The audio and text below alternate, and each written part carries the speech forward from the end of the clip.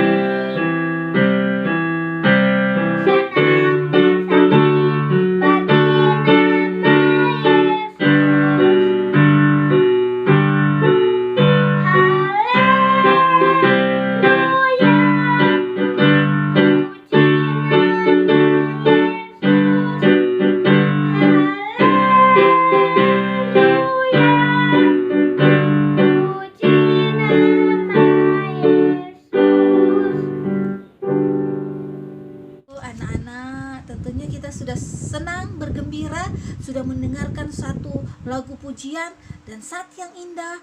Mari kita dengarkan cerita anak-anak yang begitu menarik.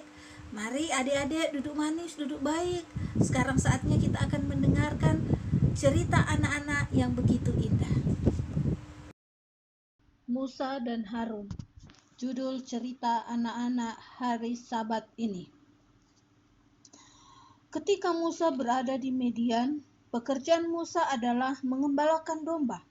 Suatu hari, sementara mengembalakan domba-dombanya, pada suatu hari di dekat Bukit Horeb, Musa melihat satu semak belukar yang menyala tapi tidak terbakar. Dia mendekati tempat itu untuk menyaksikan pemandangan yang ajaib itu. Dan pada saat itu juga, satu suara dari dalam nyala api itu terdengar memanggil namanya. Tuhan memerintahkan Musa untuk kembali ke Mesir dan menghadap Firaun dan membawa umat Israel keluar dari Mesir.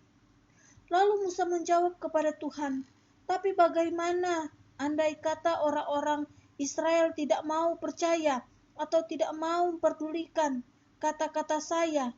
Apa yang harus saya lakukan? Andai kata mereka berkata bahwa Tuhan tidak menampakkan diri kepada saya." Ia disuruh untuk melemparkan tongkatnya ke atas tanah. Apabila ia melakukannya, tongkat itu menjadi ular, maka larilah Musa kepadanya. Ia perintahkan untuk menangkapnya, dan di dalam tangannya ular itu kembali menjadi sebuah tongkat. Ia diperintahkan untuk memasukkan tangannya ke dalam baju. Pada bagian dadanya, ia menurutnya, dan bila mana ia mengeluarkan tangannya, heran, maka tangan itu kena penyakit kusta dan menjadi putih seperti salju. Kemudian ia disuruh untuk memasukkan tangannya itu kembali, dan pada waktu ditariknya keluar tangannya itu menjadi putih kembali seperti tangan sebelahnya.